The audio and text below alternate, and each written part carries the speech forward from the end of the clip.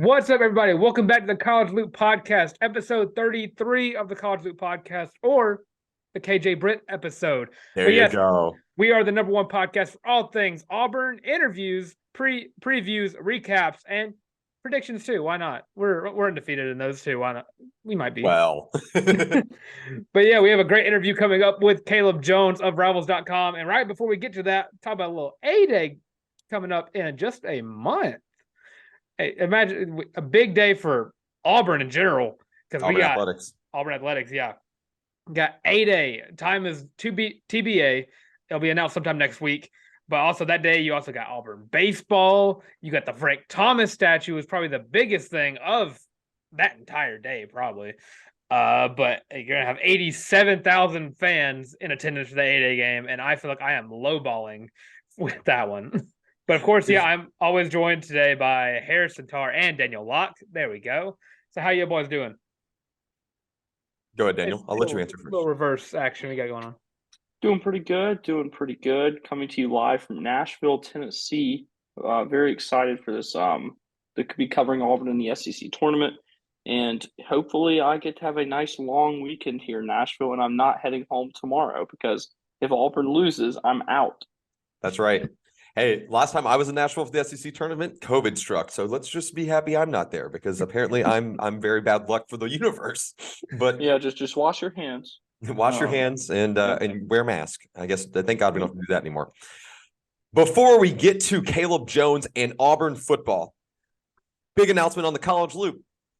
We have a winner for our Bree Ellis autographed Auburn branded softball. Drum roll, please. You know that scene from Christmas Vacation, out on the front with Chevy Chase's mom. Just anyways, congratulations to @ATL Sports Gal. You are the winner. We will notify you shortly and make sure we get your information to send you this awesome softball. Once again, a huge thank you to Bree Ellis for signing this one for us, taking care of us, and always the whole Ellis family just being so good to the program, friends of the program, friends and family of the program, one might even say.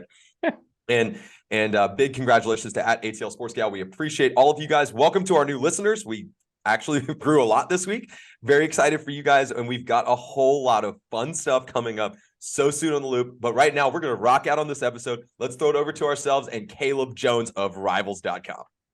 Yes, it is now my pleasure to welcome in writer for Rivals, also a Buc-ee's enthusiast and friend of the program, Mr. Caleb Scoob Jones. Caleb, how you doing, bud? Good to hear from you. Good to have you back.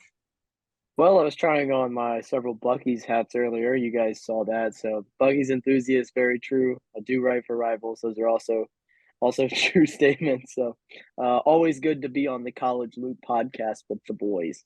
You're in some pretty good company this week, Scoob, and I people are saying that this is our biggest interview we have of the week. So this is that's the way the rumor has it. So you're important for, I guess, high valued real estate around here. So we're glad that you decided to spend your evening with us. Oh, absolutely. We're in the middle of our spring football series where we're doing breakdowns of position by position, I guess, groups through Hugh Freeze's first spring with this team. And there's a lot of newcomers. You mentioned it before we started recording. We're talking DBs today, Scoop. And we're really looking at, I mean, this might be, in my opinion, the deepest position on this team. And really what could be, surprisingly after last year, what could really be a strong point for the Auburn defense. And we're so used to in recent memory, I guess recency bias, that front seven really holding down that Auburn defense. I think that this year that secondary really could be something special. And I mean, I'm a Kyle Lee truther and have been since Auburn signed him. And I'm going to go ahead and open up the floor to you. What are some names coming in and newcomers to the program, whether that be transfers or class of 23, that you're really looking at making an instant impact at Auburn in that secondary this year? I mean, there's a ton of names that are coming in. Zach Etheridge did a phenomenal job, even through the coaching change of recruiting these guys. And now you have Crime Dog, Coach Crime, coming in. So that's another outstanding member of this new staff. That's only going to elevate this defensive back room. But yeah, you have a ton of talent coming into this Auburn secondary that are going to be able to hopefully contribute right away, whether that's, playing a couple snaps or, maybe even winning a starting job. I think that may be more unlikely than it is likely for a lot of these guys. I think you're still going to need some development, Sure. obviously, but you could see some guys that start making an early impact. I mean, it's like you mentioned, Kyan Lee, he's a name to watch. He's here already. He's participating in spring practice. But you do have a lot of guys that haven't quite made it to Auburn just yet. That they'll be here in the fall and in the summertime. Guys like, Tyler Scott, Sylvester Smith, and Holton Hood is another name that you could throw out there. I mean, these are all Sure. 4-star guys that, Kyan Lee was committed to Ohio State before flipping on signing day. Same Sylvester Smith was a Tennessee commit. These are some guys, along with Terrence Love, another guy who was actually committed to Auburn for a while. He, been committed since last April before signing. So that's a guy that Auburn's hung around and stuck onto. So you do have a lot of guys coming in. Those 4 are not the only ones headed to the Plains either. So you do have a lot of guys coming in, a lot of really high caliber, a lot of highly rated prospects right out of high school that Auburn's going to have a chance to really get an impact and really get into the program kind of immediately and into what Hugh Freeze is hoping to build under 2 phenomenal assistant coaches in Zach Etheridge and Coach Crime. Sure. And I guess talk about those newcomers some more. I don't know if it'd be easier to ask if you discount Kyan Lee for right now. Which of these newcomers do you think could be an immediate starter or a starter come the fall? Are you talking excluding Kyan Lee? Excluding Yeah, Kyan Lee. excluding Kyan Lee. That's what I meant to say. I think your most impactful guy could be Tyler Scott. This was a guy who was originally committed to Arkansas State. And then he put together just a phenomenal senior season of, just really good football. And teams started taking notice. That's when Auburn got in the mix, Alabama, Texas, a lot of these, highly touted programs. That's when they really stepped in and started recruiting this guy. And he jumped. His stock just exploded. He went from, I believe he was a 2-star at one point. And by the end of his season, I think we had him rated as a 4-star and one of the best DBs in the country. He was Under Armour All-American, I believe. He played in the All-American game or the All-American Bowl down in San Antonio. So this is a guy that just like the last year, he put in the work and he has just exploded as far as, talent-wise and what he's able to do on the football field. And I can only see that going up once he gets into Auburn's program, Auburn's weight room, and is coached under Auburn's coaches. So Tyler Scott would be a name I'd say outside of Kyan Lee to really watch his freshman season to see how many snaps he's able to get. I don't disagree, and I think that you had to exclude Kyan Lee in that conversation because this cornerback room, man, it's deep and it's talented. And Daniel, I know you've got a little bit to expand there, so I'll give it to you. Sure. So, Caleb, how can these new guys kind of compete and match with DJ James, Jalen Simpson, guys like that who have been in the program for a little while? There's been some highs, there's been some lows. Just kind of, how do you see them competing there?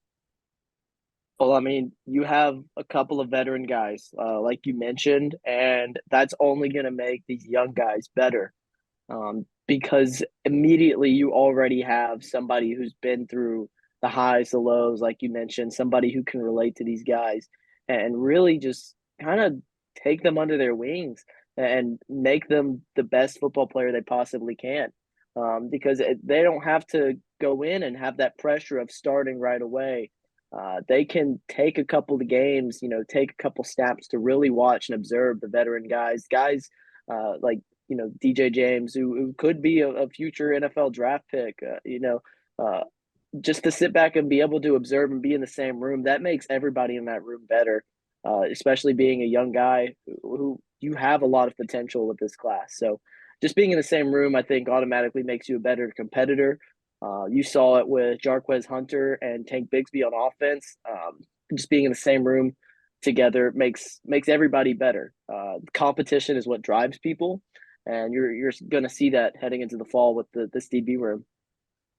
I think that this is a prime example of iron sharpens iron, right? Because even if you look at the newcomer, put the newcomers aside for a second here, there's still a lot of guys that have been in the program that are expecting to be a part of this. I mentioned a minute ago. I mean, where does JD Rim fit in here? You've got Jalen Simpson and Donovan Kaufman both coming back and anchoring down the back of that defense at safety. And I don't know that there's a ton of snaps for guys like Caden Bridges, Zion Puckett. I know that they got in and saw significant time last year, but you've got Craig McDonald sitting on your back door. A lot of people talking about his development, and Marquise Gilbert. There's a lot of talent that brings different skill sets to each position. If there is such a monster, right? I'm not sure that I'm not higher on anyone. I mean, there's your obvious freebie answers are DJ James and Jalen Simpson is going to rotate in. I think Nehemiah Pritchett, Scoop, I think he could have the biggest step up of anybody, because if you look at in Zach Larck, we talked about it earlier this week on Lockdown Auburn. Yeah, he's kind of a jam you at the line, kind of bump and run, doesn't really not a moss you and high point the ball kind of guy. I think he got better when Brian Harsin was eventually released from the program, and he continued to get better every football game. Am I missing something there? No, you're not. I think I'm going to be brutally honest. I think a lot of players got better once Brian Harsin exited the program. You look at Owen Papo and his PFF grades through the time that Brian Harsin was the head coach, and he was grading out, high 50s, low 60s. And from those few weeks that Cadillac was the interim head coach and was playing Papo maybe in a little bit of a different position for his build, a position that Papo can excel in, and his PFF numbers were much improved. A true nickel, a little bit greener. So I think, but I also looking at this roster, looking at this new coaching staff, Hugh Freeze has said before, there is no depth chart right now. And so, yes, iron sharpens iron, but guys aren't guaranteed a starting position. I think you're going to see the best player possible. Doesn't matter if they're a senior, if they're a junior, if they're a sophomore, if they're a freshman. I think you're going to see this defense is going to be built for who can fit the position the best and be most effective. But I do think you have the opportunity to take a step up because of that wide open slate. You have that opportunity to go in and prove that, hey, I can start right now. And this look at what I've done in the offseason. Look at how much I can improve under this new defense, under Ron Roberts. And so I think iron sharpens iron. Yes, very true. But this is a wide open slate, so it's anybody's game. I guess just to kind of put a nice little bow on things here, Scoob, I'm fairly confident that Dylan and I are going to have the same kind of rotation that we have in mind. And Dylan, you can correct me, but we kind of have the similar mind here. I think your givens at corner is going to be DJ James and Nehemiah Pritchett. And after that, I think you see Kyan Lee as that third guy rotating in. Then I think it's JD Rim. I don't feel great about that. It could be Jalen Simpson. And then after that, I guess you go Austin Osbury. Am I missing something there? Does that sound about right? I think you're pretty close. I think you're going to see a lot of the veteran guys fill those starting roles just because they've been there. They're more developed. They're more fit right now to play college football, because the jump from high school football, even if you're playing at the highest level of high school football, 7A, 6A, whatever, Alabama, Georgia, Texas, wherever football's big, the jump from high school football to college football is still insanely large. You can be there. You can be really fit, but at the second you getting into a college weight room, getting onto a college football nutritionist program, weight building program, the gap is still fairly large. So I do think you're going to see a lot of veterans start. But I do think that you might see some of these younger guys kind of rotate in, especially because Auburn doesn't necessarily start with the strongest schedule in the world. You have a tune-up game against UMass. California's a road test, I suppose. California, they're not the best teams, but they're not the worst of teams. They're not. They're somewhere. I'd say they're somewhere in there between just below average, but I don't know. Like that one could go either way just because we don't really know what this Auburn team's going to look like. I don't think last year's team goes into California with a win and wins that game, but this year's team, maybe. I think they have a good chance at that. And then you got, I believe it's Samford is their third game. So you have those early opportunities for guys to get rotations in, especially if you're playing UMass or Samford. If you're not able to get rotations in for your young guys, something's not going great within those first 3 weeks. But you have plenty of opportunities, I think, early on in the season to get some of these young guys in, get that experience. This team, you can only go up. I mean, last year was pretty bad. It's not nearly as bad as 2012. But this is a rebuild. This is a rebuild by Auburn standards. 5-7 is not the Auburn standard, and it has not been ever. The Auburn standard has always been, they want to go to SEC championships. They want a chance to play for a national title. This 5-7 is not it. This is a rebuild. This is anybody's chance. So I think that's what you're looking at when you head into next season. Sure. Well, guys, I think that we got our questions answered. And Scoob, it's always a pleasure to talk ball with you. Let everybody know where they can find your work, love you, support you, all that jazz. Yeah, we are on. I'm on auburnsports.com. We're a division of Rivals. You can find me there doing recruiting coverage, women's basketball coverage, although it's not going on anymore, and softball coverage. If you want to hit me up on Twitter. My Twitter is @CalebJ_Rivals. So yeah, that's where you can find me. That's where you can find my work. And it's been great being on the College Loop once again. My favorite podcast. Friend of the Next program. to the rundown. I'm sorry. I do have to give a shout out to our podcast. But the College rundown Loop is a close second. Brought to you by Voodoo Wing Company. Oh yes, Voodoo is fantastic. I love it. Thank you so much for coming on, Scoob. It's been a blast. Let's throw it back to ourselves, Dylan. Yes, a big thank you to Caleb Jones, Scoob, as we like to call him, friend of the program, reoccurring guest, all that fun stuff, whitewater rafting and kayaking superstar. And he told us some really cool stuff that he's got going on in his professional life and personal life, I guess, if they kind of mesh together. That we will definitely make sure to plug once Caleb gets that stuff up and running. Excited for him and his future. And right now, Auburn fans are excited for Auburn basketball and their future. That starts this evening against Arkansas. Let's call a spade, guys. This is technically round 2 of the SEC tournament. Really, round 1. I think the play-in games is kind of like the first 4. So in my mind, this is round 1, but is actually round 2. They will take on Arkansas this evening. Guys, the Tigers just don't match up well with Arkansas, in my opinion. And I'm really curious to get your thoughts. This is not the same Arkansas team that Auburn saw at Auburn Arena, or Neville Arena, excuse me. I'm going to break that habit eventually. Neville Arena earlier this season. And Daniel, since you're going to be there in person, I'll let you go ahead and kick it off. Where does Auburn really need to step up in this game in terms of where's the biggest gap in talent, in, I guess, skill? Sure. Arkansas has a lot of players who are tough to defend. I really think that the first time that Auburn saw them, it was just one of those days that every team has for Arkansas. So I don't really think we got a real look at this Arkansas team. It'll be different this time. Obviously, there's a lot more riding on this game. When they played the first time, Auburn was in desperation mode. They just lost to Georgia that week. It was the first game back in the jungle from winter break. So just pretty much everything that could go right for Auburn was going right. The team was locked in and desperate and focused. The students were back. It was a home game. This time, you're in a neutral site, number one. You're coming off a big win, which has their pros and cons to both. You're more relaxed because you know you're capable. But at the same time, you don't have that same drive that you would after you take a hard loss.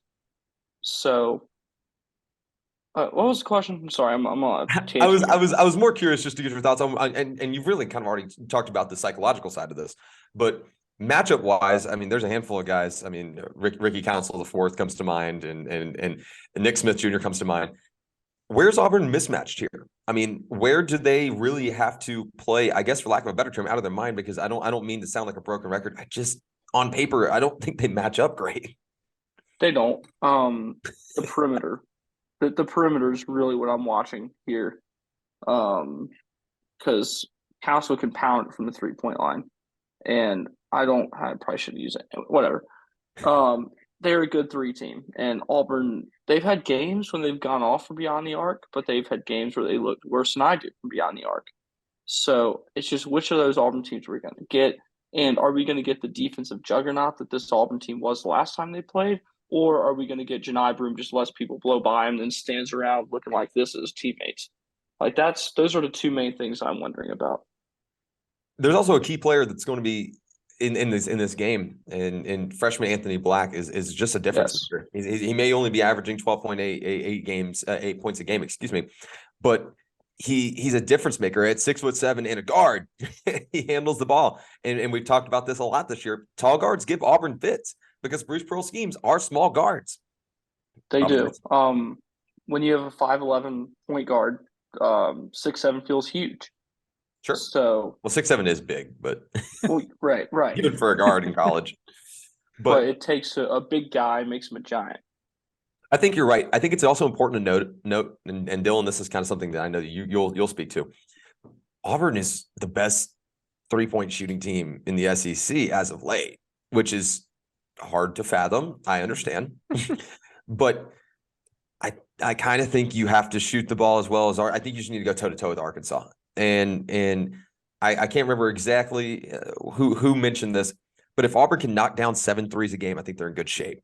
And I think that's probably that number needs to be a little higher against Arkansas. Am I wrong there? Maybe 8 or 9, Dylan? Yeah, I would agree with that. And another stat, you're going to go with like 9. You need to make 9, but honestly, you can't be shooting 20 plus.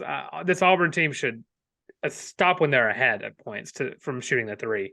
If they're hot, keep shooting it. Why not?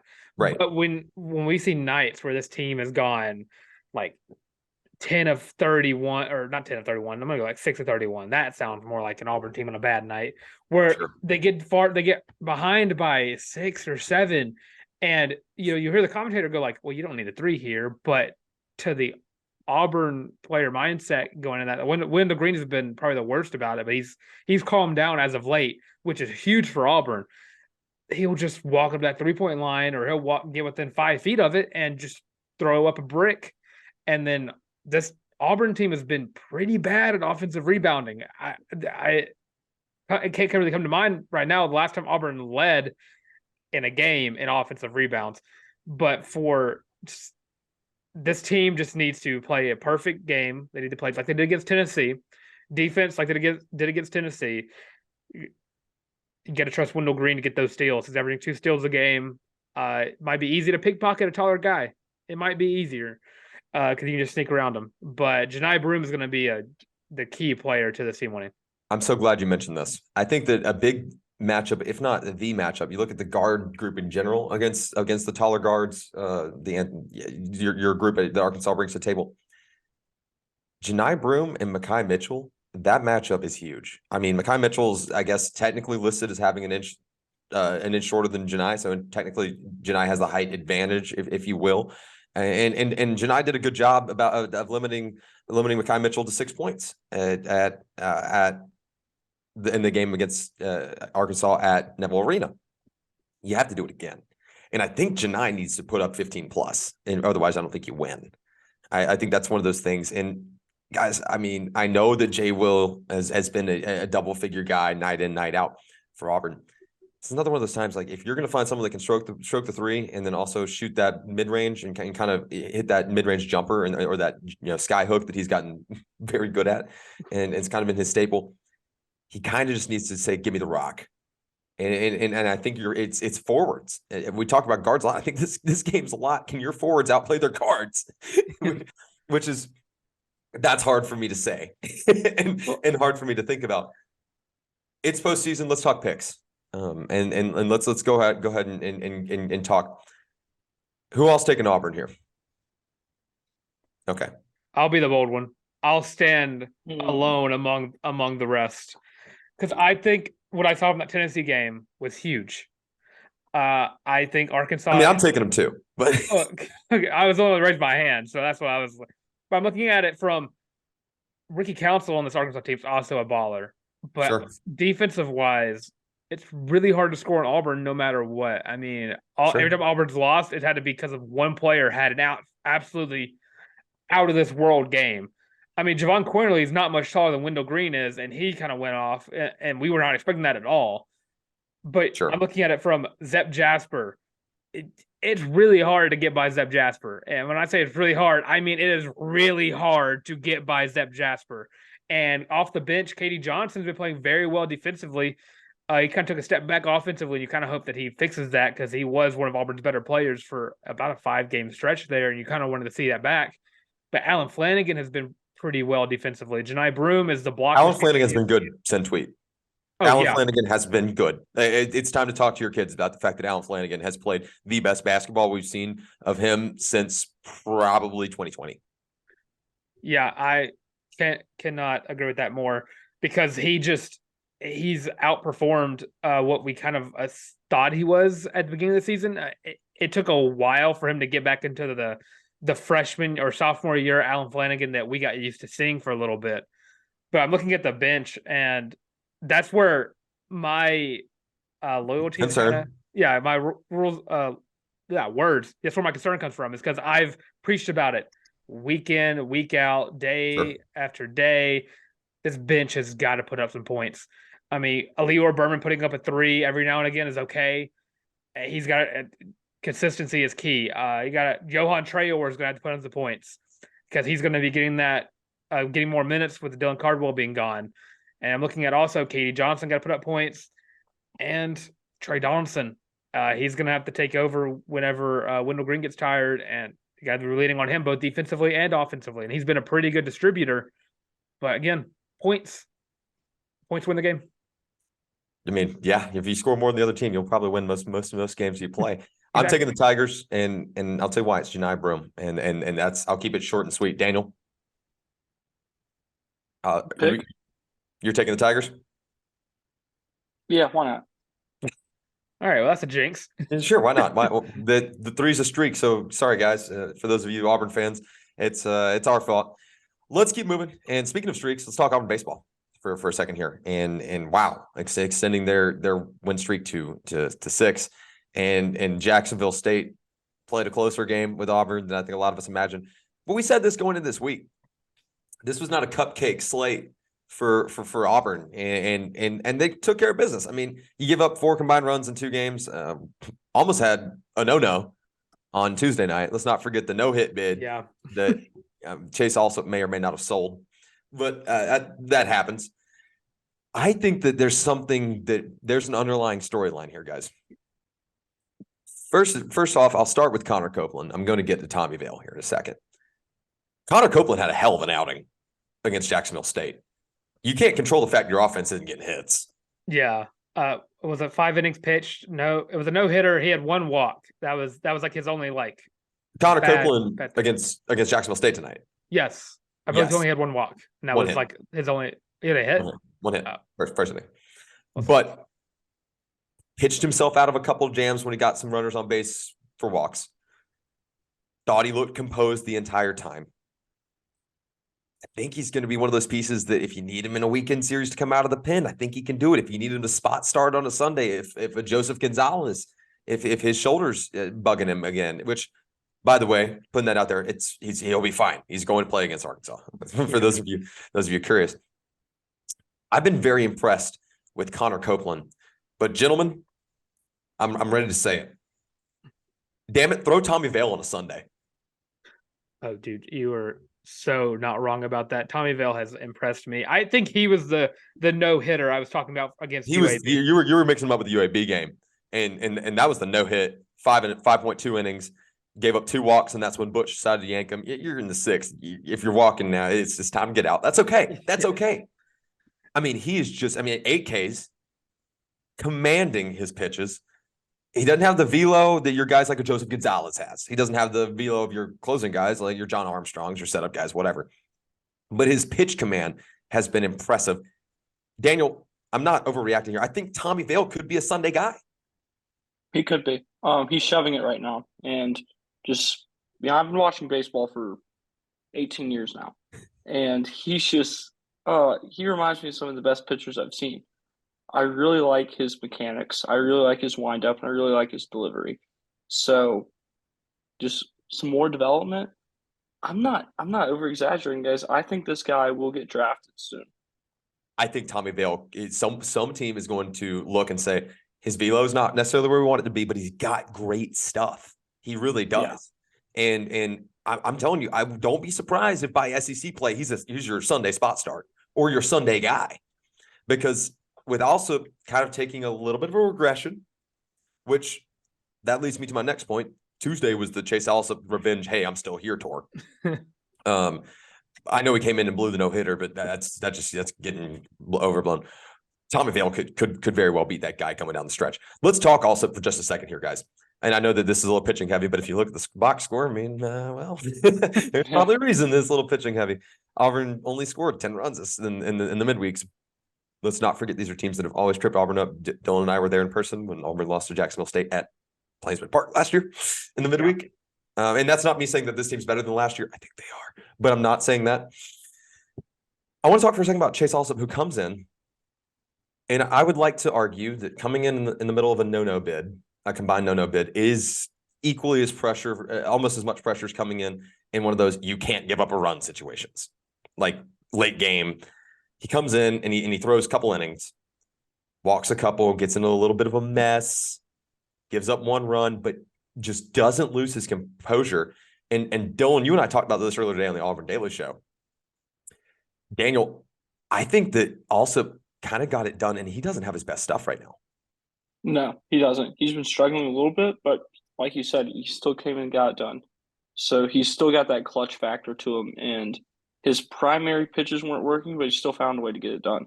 And he's got that slider that's just impossible to hit, but he's not putting it where he wants to right now, and he's finding other ways. He's using his fastball, he's using his changeup.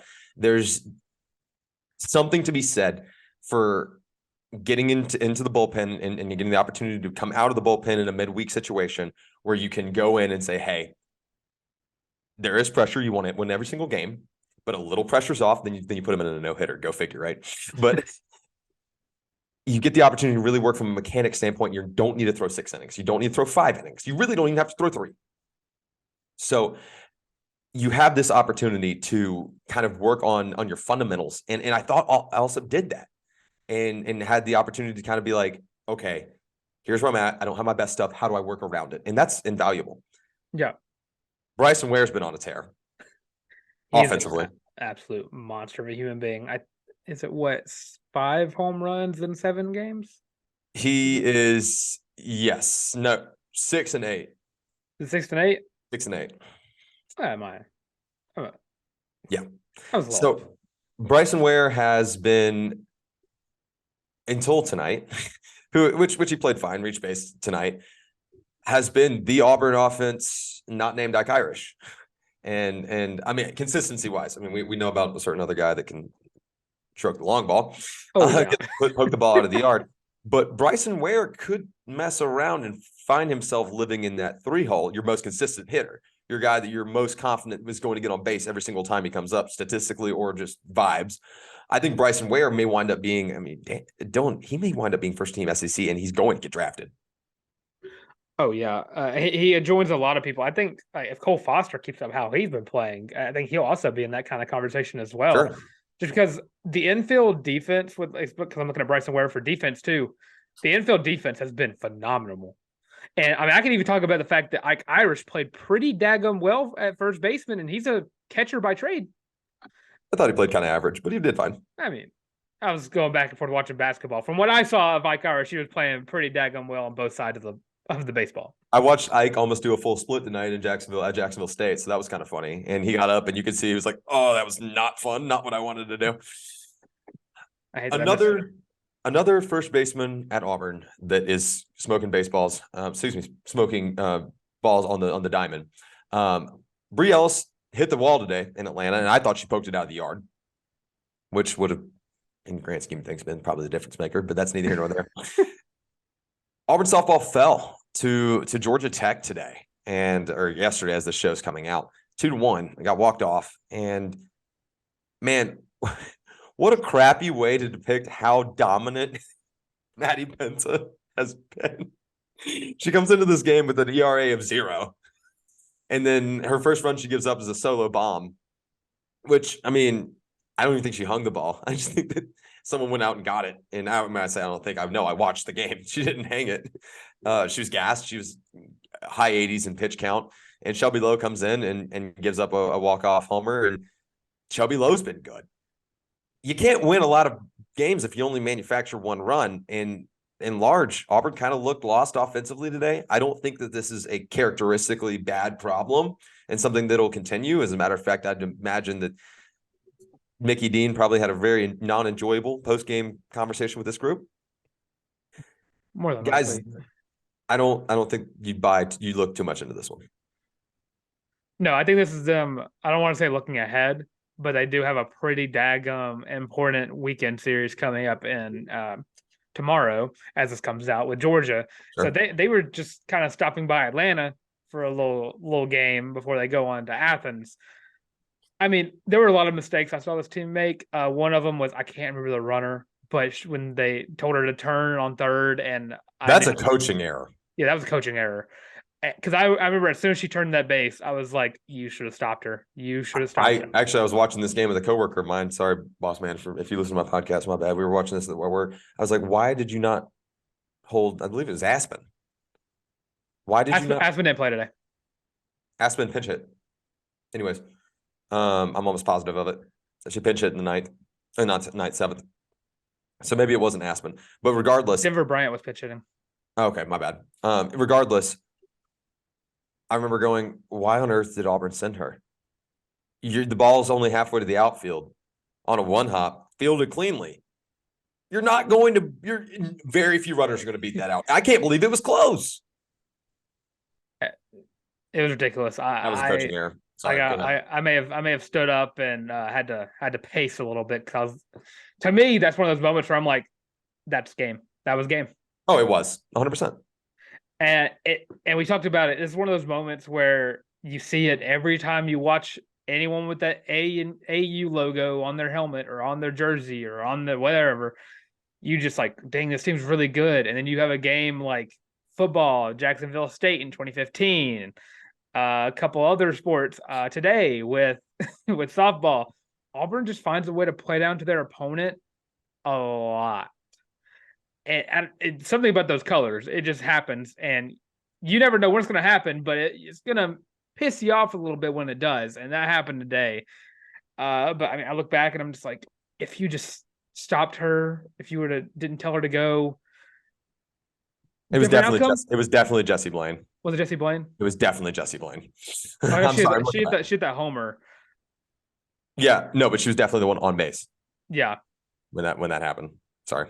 But it just happens. It happens all the time. Auburn. She drew a walk. She was the lead runner. She drew a walk. I'm sorry. Carry on. Yeah, Jesse Blaine did hit a bomb early on in that game. It was bothering me to not know. Yeah, I know how you feel, but Jesse Blaine did hit a bomb in the 6th inning. So kudos to her for being the little bit of offense Auburn had this game. I'm not faulting anyone except for coaching on that. Oh, that yeah, I am completely with you. It is all coaching. You stop her whenever you see that ball bounce in the middle of the infield. You stop her.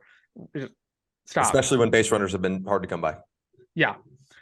And I'm going to keep saying it. Auburn likes to play down their opponent no matter what sport it is. It happens all the time. Saw it in basketball. It's truly remarkable. Guys, that's pretty much, well, that's not true. I almost said that's pretty much all we have. We've got Daniel's little segment here. Not little segment, very important segment. Auburn Gymnastics, Penn State at Neville Arena on Friday. Hello? Yeah, Friday. I can never remember if it's Friday or Saturday. They flip-flop, and then sometimes they go Sunday. Out. Yep. Penn State is heading to the plains of Auburn, Alabama to go toe-to-toe with Suni Lee. Let's hear what we got going on, Daniel. Talk to us. Right. So the Auburn Tigers are 5-6, and unlike any other sport, like gymnastics, the record really does not matter. Literally, who cares? Exactly. They come into this meet off of a kind of disappointing one last week, falling 197.675 to 196.450 in Lexington. Suni Lee did not compete. In this Penn State squad, they haven't been amazing this year. Like, I know I just said records don't matter, but they're 10-8 on the year. and 3-6 in the Big Ten. And just the competition that they've been going up against. They lost to Michigan by 1 point exactly. And that's really the only big name opponent I'm seeing on the schedule. They lost by a point? Yeah. Woof. Yeah. If you don't know, in gymnastics, losing by a Woof. point, you got your ass kicked. Yeah. Sorry. You hear me on the show. What are you talking about? Oh, okay. You got your ass kicked. So they're coming into Neville Arena on senior night. And I don't think this is going to go very well for the Nittany Lions. And I think this is going to be a whiteout that does not go Penn State's way at all. Because Auburn's at full strength. And all the seniors are going to be competing.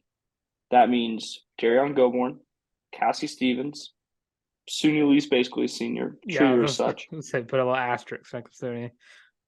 But yeah, I'm very excited for this meet. I will get to watch it since hopefully I'll be covering Auburn's second round game. And if not, I'll be in the car. So or if Auburn loses to Arkansas tomorrow, I'll be at this meet. So yeah, that's kind of where we're at. If you're back in Auburn, Alabama, last time to see Suni Lee at Neville Arena. So make sure this is one of those things that if you have the means to be able to do it and make sure, and Derrian Gobourne for that matter. I mean, yeah. I'm not trying to leave people off Cassie Stevens. I don't want to shy away, but there is an Olympic all-around gold medalist on this team. And at some point, it is okay to just say, good night. She's really good. But yes, there's so much talent. And really the turning point of this program, leaving it way better than they found it. Yeah. Not that Auburn was ever that bad. Don't get me twisted, but leaving it better than they found it. So very exciting stuff coming up on the Plains this weekend. Auburn Baseball is playing host to, it's eluding me right now. Southeastern Louisiana, which was, as we mentioned on the show on Tuesday, a team that was in Auburn for the regional last year. So a lot of fun stuff going on the Plains this weekend. If you're bored, it's your own fault. Waiting to hear about a women's basketball WNIT tournament invitation here soon. Talked to Coach Jay the other day. She seems pretty optimistic about it, and she's excited about her appearance on the College Loop coming up soon. I'll go ahead and plug that. Other announcements real quick before we get to getting out of here and letting Daniel go hang out with his dad on Broadway. I know he's excited about that. Sunday's show, you're going to want to watch it, and I'll go ahead and tell you why. I know for a fact we're going to have Anders Carlson on the show, former Auburn kicker and family's Auburn royalty. I think that it sounds like Nick Brahms is going to be joining them. Sounds like they're heading to the beach together and that they were both down to hop on the show. Next Tuesday, we've got Owen Papo coming on the show. So we've got a lot of very exciting stuff. NFL draft talent coming on the show. So we've got two potential NFL rostered guys and known outstanding offensive line coach Nick Brahms, best known for being Auburn center, but Coach Brahms is one of the funnier things. Very excited. I'm going to ask Anders about the similarities between flying a football, how about kicking a football and flying an airplane? And you can hold me to that. So a lot of exciting stuff coming up on the Loop. Guys, thank you guys, all of our new listeners, our folks that have been with us since National Signing Day in December. We appreciate every single one of you. Welcome to the Loop, like we always say. And we love you guys and we appreciate the support. Make sure if you're watching on YouTube, make sure you hit that like and subscribe button and help us get that subscription count up so we can justify making more content. That's what we're here for. Got a lot of exciting stuff coming your way. Daniel, tell everybody where they can find your work. You can find me on Twitter at Daniel J. Locke, and you can find my written work for The Observer or any of the 3 Auburn student media outlets. And like I said, I will be covering Auburn's however many games they have here in Nashville at the SEC tournament. So follow along for updates. If you're unable to watch the game, I've got you covered on that front. I am at Tarr on Twitter, just like you're reading my byline. If you want to read my work where you can see my byline, that is at the Auburn Daily, auburndaily.com. And you can check it out on Twitter. Make sure you follow the Auburn Daily on Twitter as well. I'm on the Auburn Daily show. See how many times I can say the Auburn Daily in one sentence. Every Wednesday and Friday. Wednesday with the fantastic Dylan Larck, a guy I get to spend no time with. So thank God we get to talk more. Make sure you check out our show earlier today. We talked a little bit of Auburn football, also talked some baseball, recapping this week's midweek games. We've got Friday. I think this week is actually going to be with Dylan again because I think Lindsey Crosby, the legendary Lindsey Crosby, is out of town. But I'm usually with him on Fridays, so make sure you support his work and at Locked On MILB Prospects. I think that's all we've got. The rest of my work you can find on the College Loop every Tuesday, Thursday, Sunday, and Dylan will plug the rest for you guys as he always does. Thank you guys so much. Welcome to the Loop. And of course, yes, I am Dylan Larck at your boy the Tank on Twitter. That is at YABOI the Tank. I was catching the Auburn Daily Show every Monday and Wednesday. Monday with Lance Daw, Wednesday, of course, with Harrison Tarr, and I guess a Friday too with Harrison Tarr as well. So, and also listen to the College Loop literally everywhere. That is Apple Podcasts, Spotify, that is Google Podcasts, and Amazon Music. And you can also follow us almost everywhere as well. You got YouTube, you got Twitter, you got TikTok, you got Instagram, you got Facebook. Sadly, we do not have MySpace yet. But with all that being said, the College Loop Podcast.